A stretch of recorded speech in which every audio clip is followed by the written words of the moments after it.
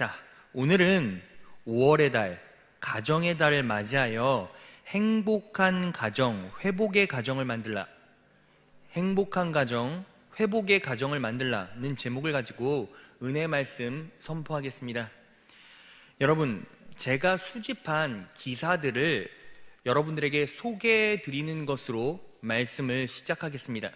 대한민국 통계청에 따르면 2020년도를 기준으로 우리나라의 혼인 건수는 약 21만 건이며 이혼 건수는 약 10만 건이다.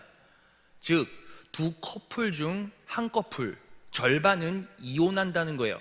2021년 5월 7일 이투데이를 보면 이렇게 나와 있어요.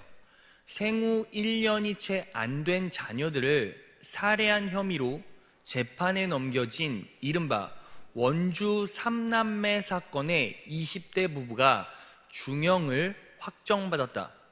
부모가 자녀를 살해한 사건이죠. 부모가 자식을 죽였다는 거예요. 2021년 6월 15일 중앙일보를 보면 이렇게 나와 있어요.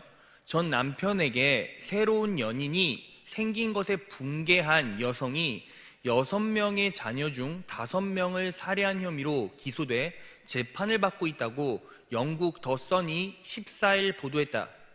남편의 치정 문제 때문에 아내가 6명의 자녀 중 5명을 죽였어요. 여러분, 그런데 이 일이 영국에서 일어났죠. 이 말은 가정 파괴의 문제는 한국만의 문제는 아니라는 거예요.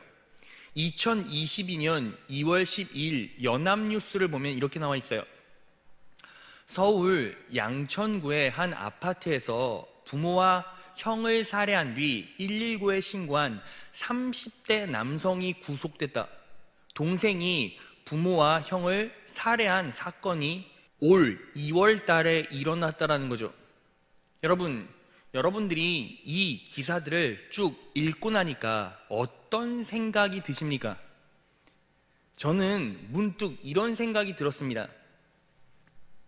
이 시대에 진짜 심각한 문제는 집이 없는 게 문제가 아니라 가정이 없는 게 문제구나. 우리가 직면하고 있는 진짜 어려운 심각한 문제는 이 허울뿐인 집이 없는 게 문제가 아니라 실제로 가정이 없는 것, 가정이 해체되는 것이 문제구나 라는 생각이 들었습니다. 여러분, 지금도 어디에선가는 가정의 해체 때문에 가슴 쓰려하고 아파하는 사람들이 참 많이 있을 거예요. 지금 어디엔가는 부모가 자식을 죽이고 자식이 부모를 죽이는 사건들이 계속 일어나고 있을 겁니다. 그러면 이런 상황 속에서 여러분들은 어떻게 대처하겠습니까? 아니, 이런 일들을 겪지 않기 위해서 우리는 어떻게 예방할 수 있을까요?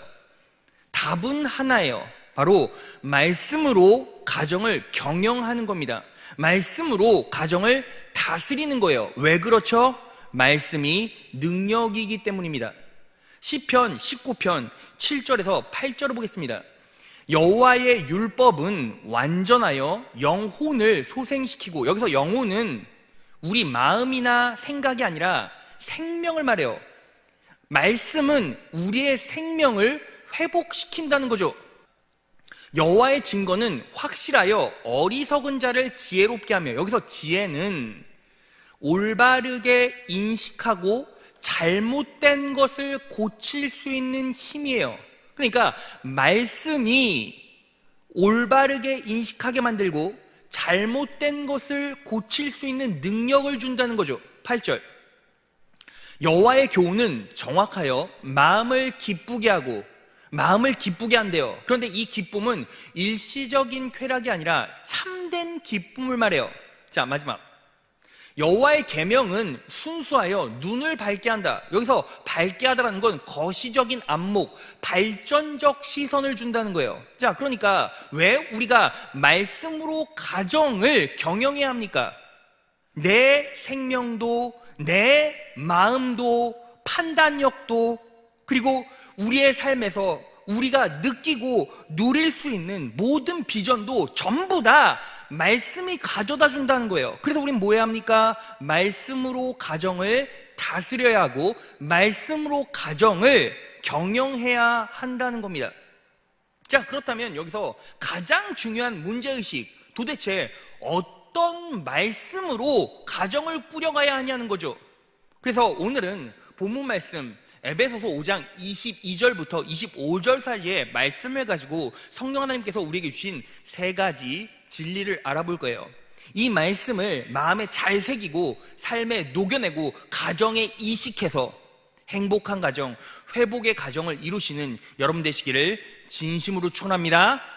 자, 오늘 성령 하나님께서 우리에게 주신 진리는 세 가지예요. 하나하나 살펴보겠습니다. 첫째, 다 같이 읽겠습니다. 시작. 남편은 아내의 감정까지 헤아려주고 아내는 남편의 삶을 끝까지 지지해 주어야 합니다. 남편은 아내의 감정까지 헤아려주고 아내는 남편의 삶을 끝까지 지지해 주어야 한다는 거예요. 여러분, 가정이 제대로 세워지기 위해서는 가장 중요한 게 뭔지 아십니까? 바로 남편과 아내, 부부 간의 관계가 돈독해야 된다는 거죠. 그래서 오늘 본문 말씀을 보면 성령 하나님께서 남편에게 그리고 아내에게 주신 각각의 영적 진리들이 있어요. 이것들을 정확하게 부부간에는 적용해야 한다는 겁니다. 자, 그러면 남편은 어떤 진리를 적용해야 합니까? 자, 오늘 본문 말씀 에베소서 5장 25절이에요. 다 같이 읽겠습니다. 시작. 남편들아, 아내 사랑하기를 그리스도께서 교회를 사랑하시고 위하여 자신을 주심같이 하라. 남편들은 아내를 사랑해야 되는데 어떻게 사랑하래요? 그리스도께서 교회를 사랑하시고 위하여 자신을 주심같이 사랑하래요. 이 사랑은 결국 어떤 사랑이죠? 십자가의 사랑이죠. 그러니까 바꿔 말하면 남편들아, 십자가의 사랑으로 아내를 사랑해라, 이 뜻인 거예요. 자, 그러면 이 말씀을 어떻게 삶에 적용하면 됩니까? 아내가 인생에서 위기를 맞이할 때, 막 죽을 때 남편이 대신 죽어주면 됩니까? 대신 죽어줄 수나 있습니까? 여러분, 무언가 알 것 같기도 한데 팍 와닿거나 적용하기가 쉽지 않죠. 막연해요.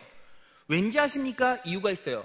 예수님께서 십자가에 못 박혀 돌아가신 것은 사랑의 과정이 아니라 결과이기 때문이에요.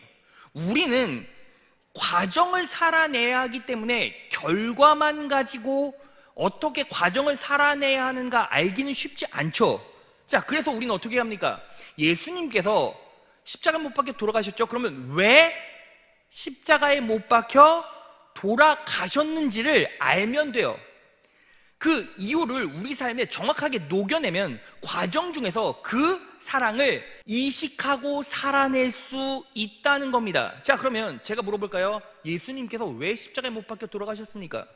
그 이유가 뭐죠? 자, 그것을 유추해 볼 수 있는 말씀이 있어요. 히브리서 4장 15절로 갑니다. 자, 우리에게 계신 대제사장은 이분이 누구시죠? 우리 예수님이시죠. 우리의 연약함의 감정을 몸소 느끼지 못하시는 분이 아니래요. 이 말은 우리의 연약함, 우리의 패역함, 우리의 부족함의 감정을 다 느끼고 계시다라는 거죠. 그러면 예수님께서 어떻게 그 감정을 다 느끼실 수 있습니까? 모든 점에서 우리와 똑같이 시험을 받으시되 똑같이 우리와 함께 시험을 받으셨다는 거죠. 우리가 겪었던 시험을 예수님도 똑같이 겪으셨다는 거예요. 단 죄는 없으신 분이심에도 불구하고.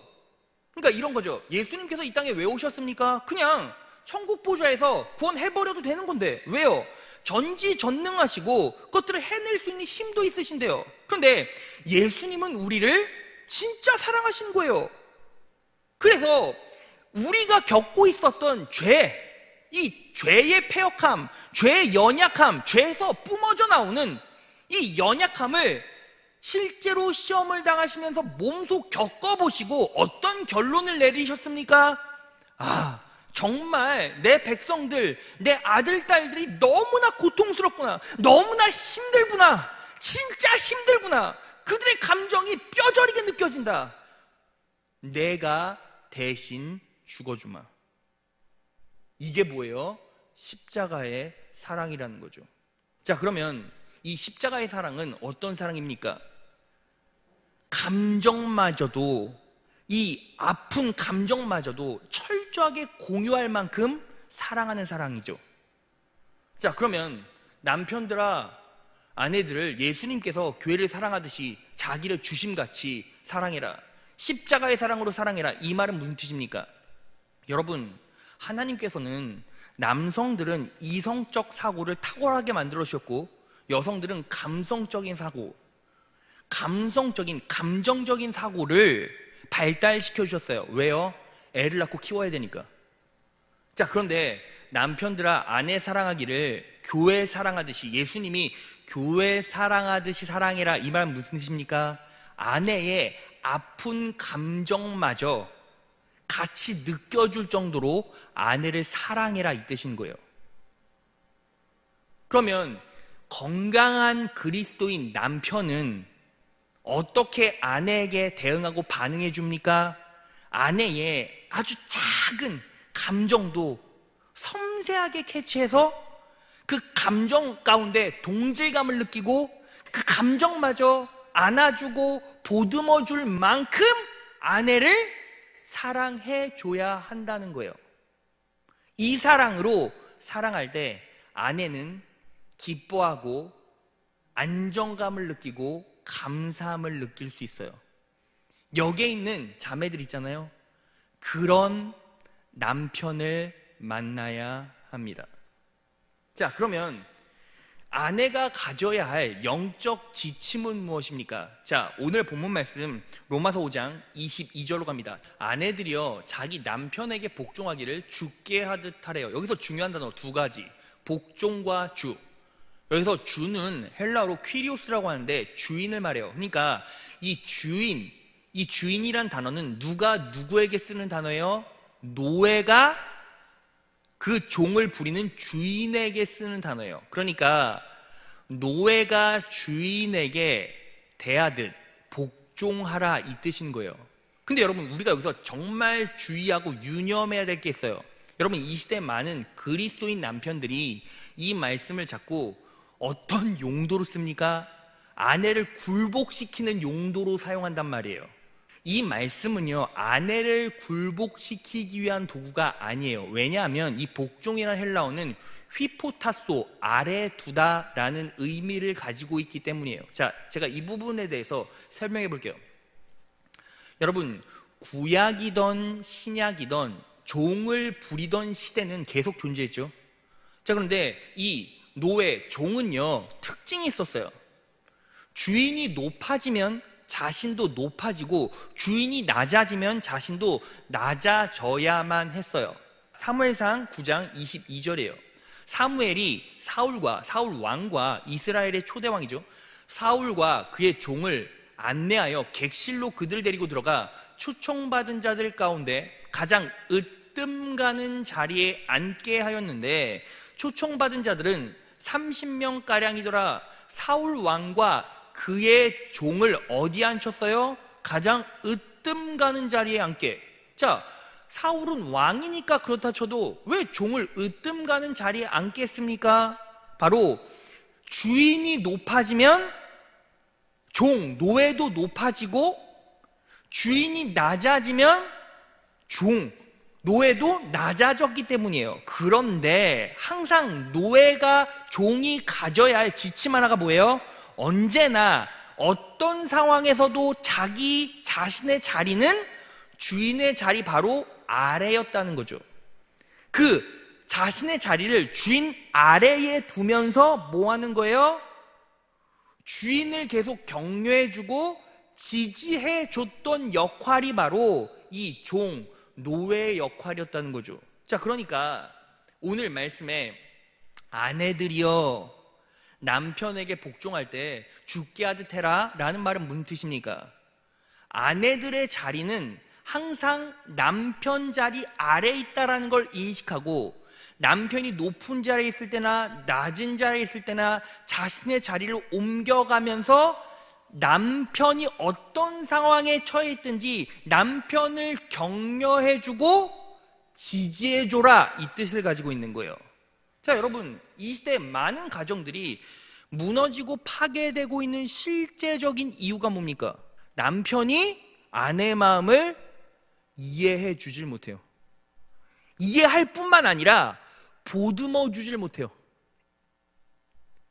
아내의 감정까지 끌어안아 주질 못해요. 그리고 항상 남편과 아내가 싸우는 이유가 뭡니까? 남편은 바깥에서 인생이 오르락내리락 한단 말이죠. 올라갈 때도 있고 내려올 때도 있어요. 바닥을 칠 때도 있단 말이죠. 그러면 아내는 뭐 해야 합니까? 어떤 상황에서도 남편의 자리 바로 아래에서 남편을 지지하고 격려해줘야죠. 그런데 남편이 바닥에 떨어지면 어떻게 해요? 자기 자리를 남편 밑으로 옮겨야 되는데 그렇게 하질 않아요. 그러면서 뭐라고 말합니까? 남편을 내려다보죠. 야, 내가 당신 그럴 줄 알았어. 말아먹을 줄 알았다. 사기 맞을 줄 알았다. 바닥 칠 줄 알았어. 꼴 좋다. 여러분, 이래버리면 남편은 어때요? 너무 가슴 아프죠. 남편도 넘어지고 싶어서 바닥 치고 싶어서 친 게 아닌데, 그러니까 가정이 항상 파괴되는 이유는 이 두 가지밖에 없어요. 돈 때문에? 아니요, 절대 그렇지 않아요. 여러분, 아내는 언제나 감정적인 케어와 관심을 요구해요. 그러면 남편은 뭐 해야 합니까? 아내의 감정까지 세심하게 헤아려서 그 감정까지 보듬어주는 사랑을 해야 돼요. 그리고 아내는 남편이 어떤 상황에 있다 할지라도 남편 밑에서 지지해주고 인정해주는 거예요. 그래야 부부관계가 단단하게 세워지고 가정이 회복될 수 있는 기초가 마련되는 거예요. 그래서 여러분, 분명히 기억하십시오. 그런 남자, 그런 여자 만나시고 여러분들이 그렇게 되세요. 그럴 때 놀라운 가정의 축복이 여러분들의 인생 가운데 임하게 될 것입니다. 믿으십니까? 자, 그렇게 가정 회복에 초석을 다지는 귀한 자녀들 되시기를 진심으로 축원합니다. 자, 둘째, 다 같이 읽겠습니다. 시작. 가정을 교회처럼 만드십시오. 잔소리나 분쟁 대신 예배하십시오. 가정을 교회처럼 만드십시오. 잔소리나 분쟁 대신 예배하라는 거예요. 여러분, 오늘 본문 말씀 에베소서 5장 24, 25절을 보면 이렇게 나와 있죠. 우리 다 같이 한번 읽어볼까요? 시작. 그러나 교회가 그리스도에게 하듯 아내들도 범사에 그 남편에게 복종할지니라. 남편들아, 아내 사랑하기를 그리스도께서 교회를 사랑하시고 위하여 자신을 주심같이 하라. 여러분, 24절과 25절을 가만히 관찰해 보시고 묵상해 보세요. 이 말씀은 부부 관계를 말하고 있는데 무엇에 빗대어 말하고 있습니까? 교회를 빗대어 말하고 있죠. 교회가 그리스도에게 하듯 교회를 사랑하고 위하여 자신을 주심같이, 부부와의 관계에서 자꾸 무엇을 빗대고 있어요? 교회에 빗대고 있다는 거예요. 이 말은 바꿔 말하면 가정을 교회화 시켜야 한다는 거예요. 자, 그러면 교회가 가지고 있는 첫 번째 목적이 무엇입니까? 바로 예배죠. 그럼 예배는 뭐예요? 예배는 말기찬 감사, 말씀, 기도, 찬양, 감사죠. 자, 그러면 인생에 분쟁이 일어날 때, 가족 간에 갈등이 일어날 때 잔소리하지 말고 타박 주지 말고 서로 갈등을 일으키는 부정적이고 냉소적이고 비판적인 말 하지 말고 뭐 하라는 거예요? 그냥 예배하라는 거예요. 이게 너무너무 중요해요.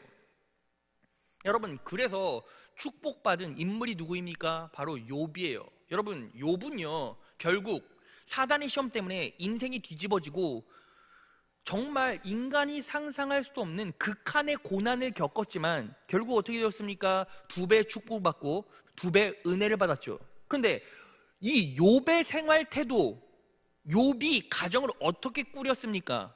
가정에 어떤 어려운 점이나 분란이 있어도 잔소리하지 않고 다른 이야기하지 않고 뭐 했어요? 예배했어요. 자, 그랬다라는 증거를 봅시다. 욥기 1장 4절이에요.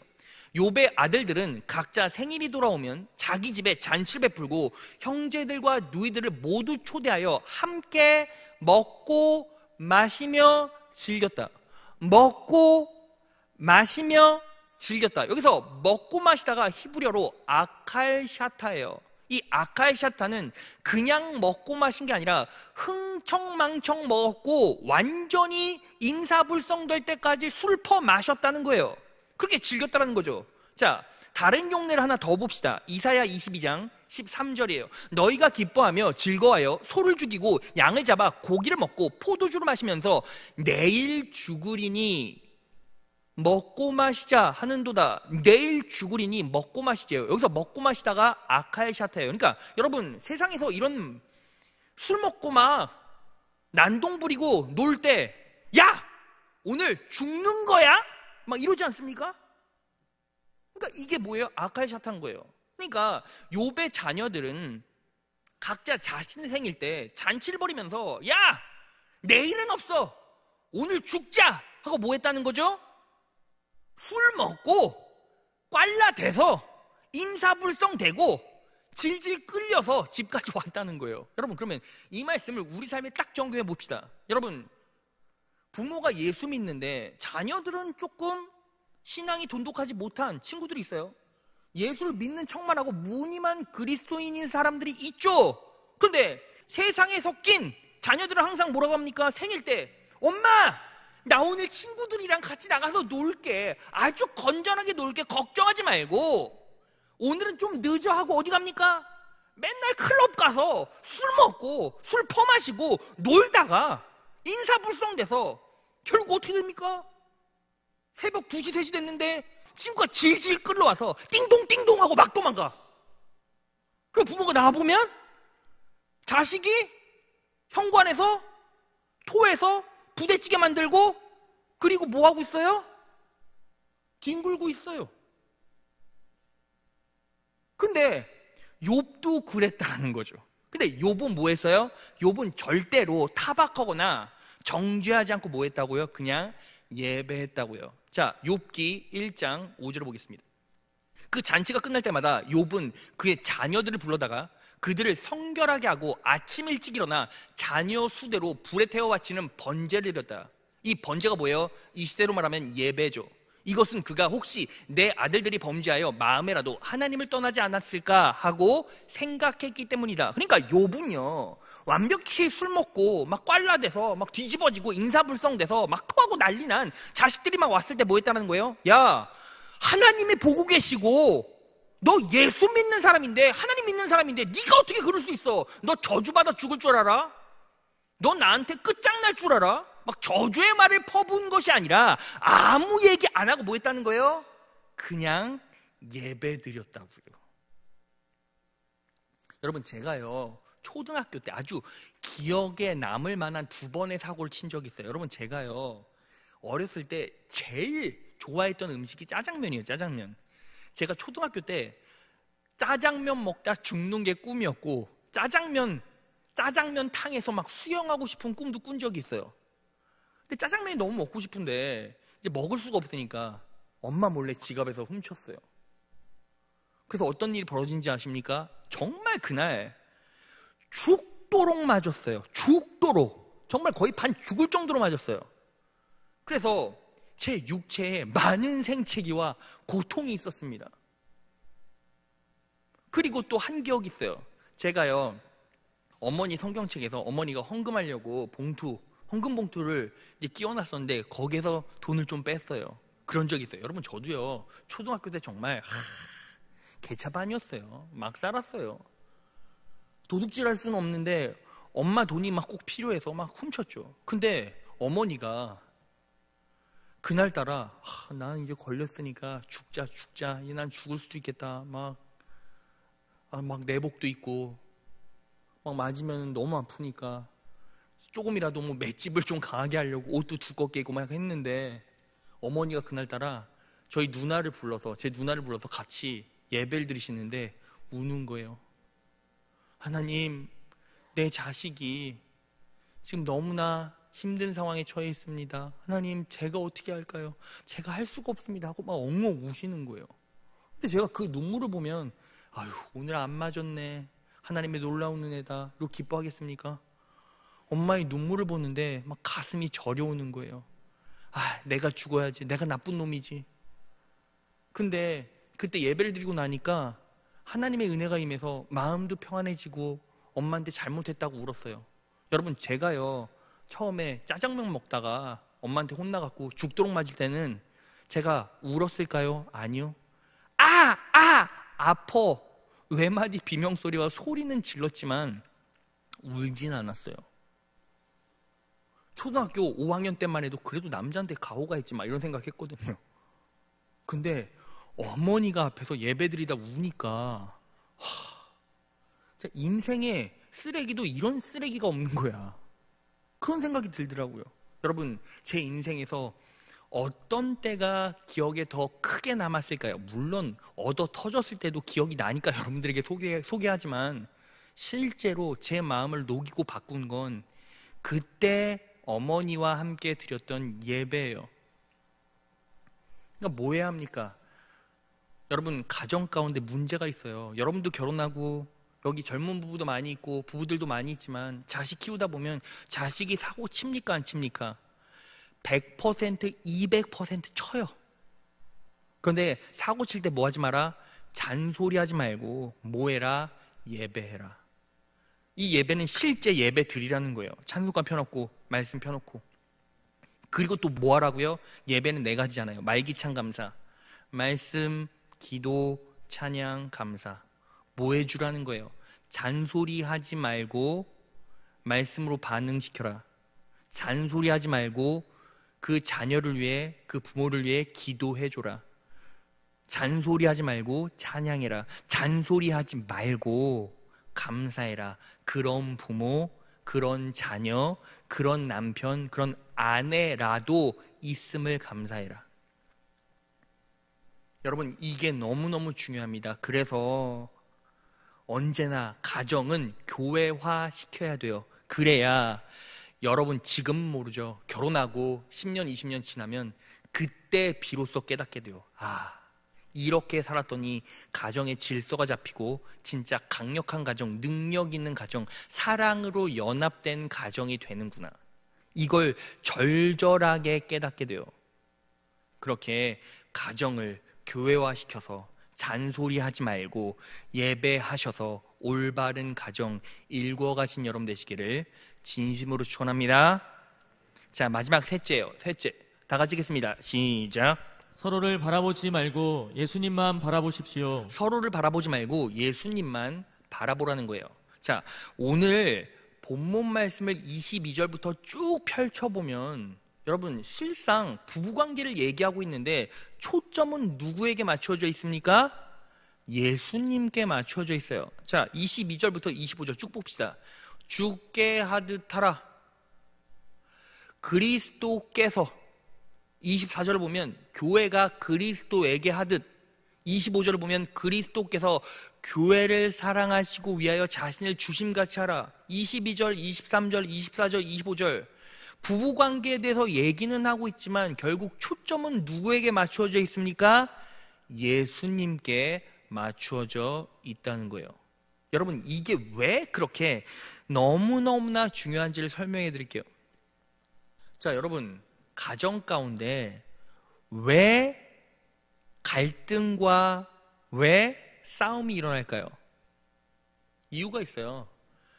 남편은 아내의 부족함이 보이고 아내는 남편의 무능력함이 보이고 부모는 자식의 허점이 보이는 거예요. 그렇지 않습니까? 그래서 부모가 자식에게 왜 잔소리합니까? 야, 너 왜 공부 안 해? 너 왜 인생 그렇게 살아? 네가 원하는 대로만 살아? 왜 계속 잔소리하고 타박하고 이런 얘기하죠? 자식의 부족함이 보이니까. 왜 남편이 아내에게 화를 내죠? 아내의 연약함이 보이니까. 아내가 왜 남편에게 화를 내죠? 남편이 이렇게 살면 우리 가족 망할 것 같으니까. 그러니까 잔소리 계속하는 거 아닙니까? 그렇지 않아요? 그런데 오늘 말씀은 뭐라고 말합니까? 서로를 보지 말고 초점을, 부부간의 관계에서도 초점을 누구에게 맞춰라? 예수님께 맞추라는 거예요. 왜 그렇습니까? 여러분, 지금 이 시대가 어때요? 한마디로 딱 말하면 앞이 안 보여요. 앞이 안 보이지 않습니까? 내 미래가 불투명해요. 가족 간의 미래가 불투명해요. 암울하고 흑암의 권세가 그냥 우리 가정과 인생 가운데 그냥 차 있어서 한 치 앞도 보이지가 않아요. 그러니까 답답하니까 너 어떻게 살 거야? 당신 이거 어떻게 할 거야? 아니 왜 자꾸 이런 얘기해? 이러다가 싸움 붙는 거 아닙니까? 자, 그런데 예수 믿는 사람은 어때요? 예수 믿는 사람은 세상 사람들과 달라요. 왜요?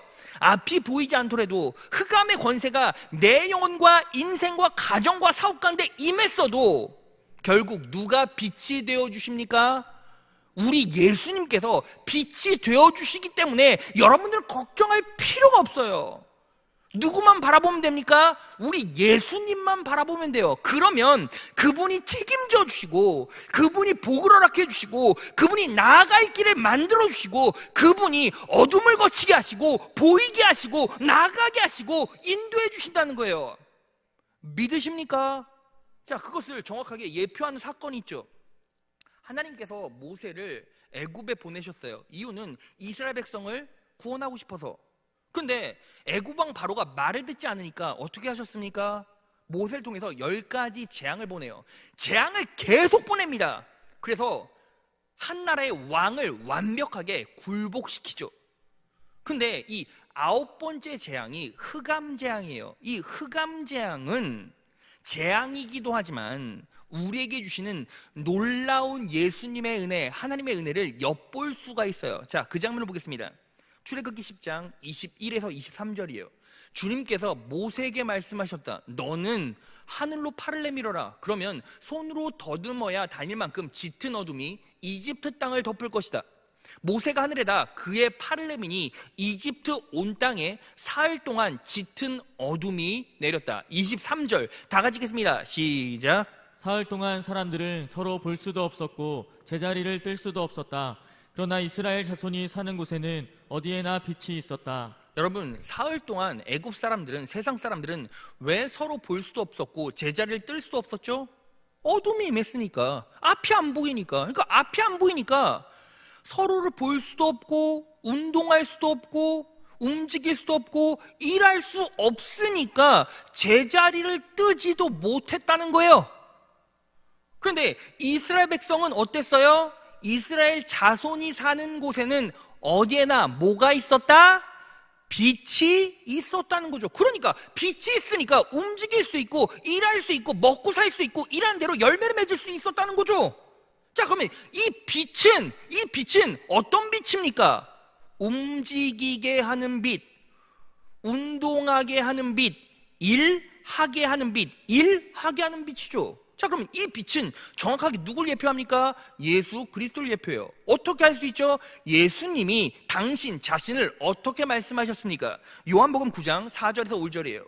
우리는 낮 동안에 나를 보내신 분의 일을 해야 한다. 밤이 오면 그때는 아무도 일할 수 없다. 밤이 오면 흑암의 권세가 임하면 세상이 어두워지면 내 시선이 삶의 어려움 때문에 까맣게 내 시야를 가리면 뭐 할 수 없어요? 일할 수 없어요.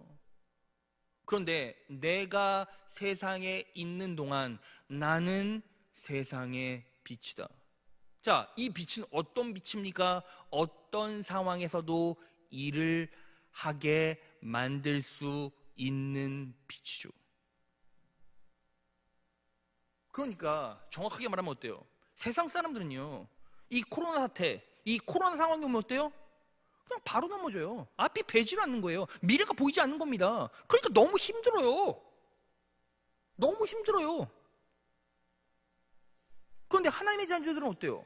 하나님의 자녀들은 예수님이 우리의 빛이 되어주셨기 때문에 예수님이 우리 대신 일하시고 일할 수 있는 길을 터주시고 일할 수 있는 환경을 조성해 주시고 운동하고 움직일 수 있는 능력을 주셔서 결국 우리는 일한 대로 먹고, 아니 일하는 것보다 더 큰 축복을 받는다는 거죠. 그런데 문제는 뭐예요? 문제는 뭡니까? 여러분들이 누굴 보고 있냐는 거예요. 이 시대를 살아가는 많은 그리스도인들은 어때요? 예수님이 세상에 비치고 예수님이 어디 계시죠? 내 마음에, 내 안에 계시잖아요. 성령님께서 어디 계십니까? 우리 안에 계시죠. 그런데 내 인생 가운데 한 치 앞도 볼 수 없는 어둠이 임했을 때 우리는 자꾸 무엇을 봐요? 서로의 상황만 본단 말이죠. 아내는 남편의 상황만 보는 거예요. 아, 야, 남편아, 너 어떻게 할 거야? 야, 우리 그럼 다 망해. 다 끝장이야. 이러다가 우리 길바닥에 나앉아. 야, 네가 정신 차리고 제대로 살았으면 우리 가정이 이렇게 되겠니? 남편은 네가 뭘 알아? 자식은 옆에서 그냥 도망가려고만 하는 거죠. 그리고 끼어들면 넌 헛소리 말고 공부나 해. 이렇게 되는 거예요. 그러다가 가정에 어려움이 오죠. 그럼 왜 서로만 바라보고 상황만 바라보다가 함몰됩니까? 왜 어둠 속에 함몰되죠? 예수를 바라보고 있지 않잖아요. 여러분, 예수를 실제적으로 바라보고 있다면 내 안엔 뭐가 있어요? 평안이 있죠. 왜? 빛이 비춰지니까. 어떤 상황 가운데서도, 어떤 어둠 가운데서도 빛이 되신 우리 예수님께서 내 인생 책임져 주시리라, 내 가정을 책임져 주시리라, 내 자녀를 책임져 주시리라 라는 확신이 믿음으로 들어와 있으면 조금 삐걱거리고 조금 힘들어도 이해하고 넘어갈 수 있어요. 아내가 조금 심소리해도 그냥 웃으면서 넘어갈 수 있어요. 왜? 아내요, 잘 봐라. 하나님께서 내 인생 어떻게 책임져 주시는지. 이렇게 얘기하고 넘어갈 수 있어요. 그리고 우리 예수님께서 내 인생을 책임져 주시고 내 삶을 주관해 주신다라는 확신이 있으면 남편이 조금 삐걱거리고 넘어져도 아내는 뭐 할 수 있어요? 남편의 바로 밑자리에서 남편을 지지해 줄 수 있는 거죠. 그런데 그게 안 되는 이유, 예수님을 바라보고 있지 못하죠. 서로의 안 좋은 상황, 약점만 바라보고 비방하고 비판하죠. 그리고 그 감정과 그 어투와 그 말들이 정확하게 누구에게 또 이어집니까? 자식들에게 이어지죠. 그러니까 자식들은 상처받고 자식들은 나가죠. 여러분, 하나님만 온전히 바라보고 빛 되신 하나님만 온전히 바라보고 예배에 목숨을 걸어 이 땅에서 누릴 수 있는 모든 영광과 부요를 누린 한 인물이 있어요. 신구약을 찾아봐도 가장 큰 부요함과 축복을 누린 사람입니다. 그 사람이 누굴까요? 솔로몬이에요. 그런데 이 솔로몬의 시를 읽어보면 솔로몬이 어떤 인생을 살았는지 깨달을 수 있어요. 자, 시편 127편 1절에서 2절이에요. 너무너무나 중요한 말씀입니다. 우리 다 같이 한번 읽어볼까요? 시작. 여호와께서 집을 세우지 아니하시면 세우는 자의 수고가 헛되며 여호와께서 성을 지키지 아니하시면 파수꾼의 경성함이 허사로다. 너희가 일찍이 일어나고 늦게 누우며 수고의 떡을 먹음이 헛되도다. 그러므로 여호와께서 그 사랑하시는 자에게는 잠을 주시는도다. 여러분, 2절 하반절에 집중해 보세요. 여호와께서 사랑하시는 자에게는 잠을 주시는도다. 여러분, 우리가 이 말씀을 어떻게 적용합니까? 아, 목사님, 저는요 눈만 딱 감으면 바로 가요. 눈만 딱 감으면 바로 잡니다. 뭐 거기가 예배당이든 학교든 그냥 여지없어요. 눈만 딱 감으면 바로 가요. 하나님께서 날 사랑하시나 봐요. 이렇게 적용을 해요. 맞습니까? 완벽하게 틀려요. 자, 이 2절은 어떻게 해석됩니까? 세번역 성경으로 보겠습니다. 일찍 일어나고 늦게 눕는 것, 먹고 살려고 애써 수고하는 모든 일이 헛된 일이다. 진실로 주님께서는 사랑하시는 사람에게는 그가 잠을 자는 동안에도 복을 주신다. 잠을 자는 동안 세상에 흑암의 권세, 어둠이 임하는 동안에도 복을 주신다. 왜? 예수님이 빛이 되어 주시고 어둠 가운데서도 그분이 일하시기 때문이죠. 자, 그러면 이 사랑하는 사람은 어떤 사람입니까? 자, 다시 한번 보여주세요.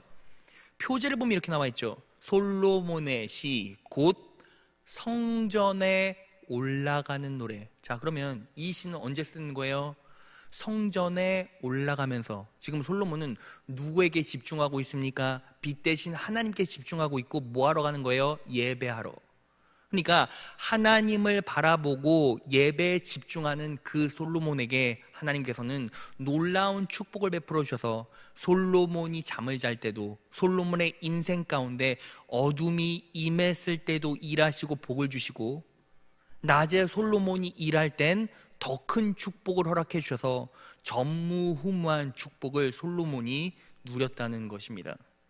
자, 말씀 정리해 보겠습니다. 여러분, 5월달은 가정의 달이에요.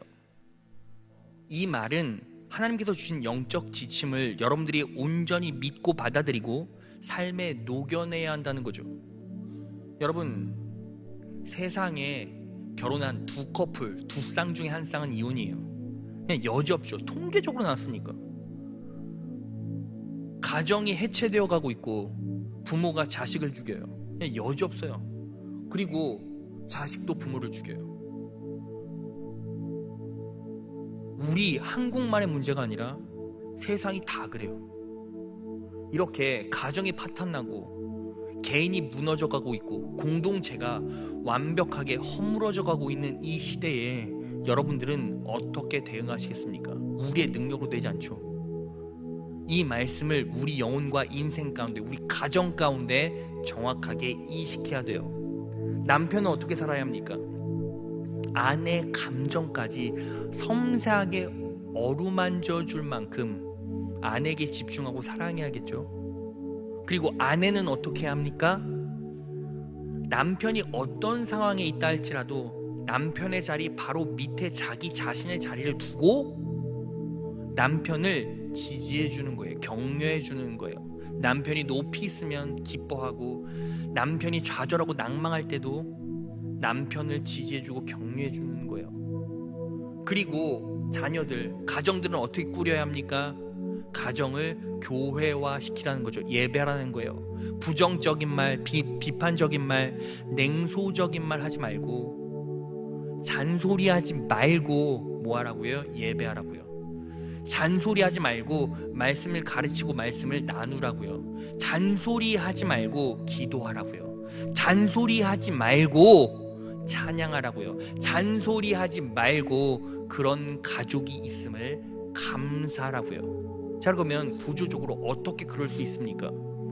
예수님께서 내 인생을 책임져 주신다. 내 인생 가운데 어둠이 임해도 빛이 되어 주신다. 그래서 그분이 일하게 하시고, 그분이 일터를 마련해 주시고, 그분이 내 인생을 책임져 주시고, 그분이 내 가정과 신상과 자녀와 기업 가운데 역사하여 주셔서 내 삶에는 어떤 어둠이 있다 할지라도 전부 다 이겨내고 승리할 수 있다. 왜? 우리 예수님이 나의 빛이 되어 주시기 때문에.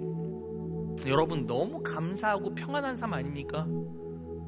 조금 삐걱거려도 괜찮아요. 아이가 말 좀 안 들어도 괜찮습니다. 남편이 사고 쳐도 조금 괜찮진 않지만 그래도 버틸만 해요. 아내가 내 마음을 몰라주고 타박해도 괜찮습니다. 왜? 하나님께서 빛이 되어주시고 예수님께서 빛이 되어주셔서 우리 인생을 책임져 주실 테니까. 여러분들은 그 믿음 가지고 살아가고 있습니까?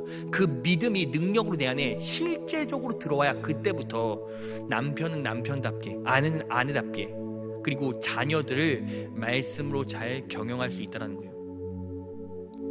제가 참 안타까운 게 뭔지 아십니까? 제가 이런 설교하면 부모님들이 이런 얘기를 해요. 아, 목사님 예배 드리고 싶은데 시간이 없어요. 아유, 제 자식들 학원 갔다 오면 늦어요. 우리 남편 회사 갔다 오면 너무 늦습니다. 되는 게 없어요. 스케줄을 맞출 수가 없어요. 아, 내 자식 지금 학원 4-5개 다니고 되는 거 시간을 맞춰보려고 해도 안 돼요. 여러분, 예배 드릴 시간도 없을 만큼 내 자녀에게 압박하고 푸시하고 있다는 건 뭐예요? 하나님께서 내 인생을 책임져 주시지 않을 수도 있다라는 불신이 섞여 있는 거죠. 그렇지 않습니까? 그러면 여러분들이 솔로몬처럼 축복받기 전에 여러분들의 마음은 어떤지, 여러분들의 믿음은 어디 있는지, 여러분들의 자녀들에게 나는 무엇을 이식시키고 있는지를 점검해 보시더라고요. 여러분, 솔로몬이요, 예배드릴 시간도 없고 성전에 갈 시간도 없어서 막 바삐 움직였습니까? 아니요. 그냥 예배하고 하나님 의지하고 바라봤을 때 솔로몬이 잘 때도 축복하셨다고요. 잘 때도 일하셨다고요. 그 인생 가운데 어둠이 몰려와도 그분이 책임져 주셨다고요.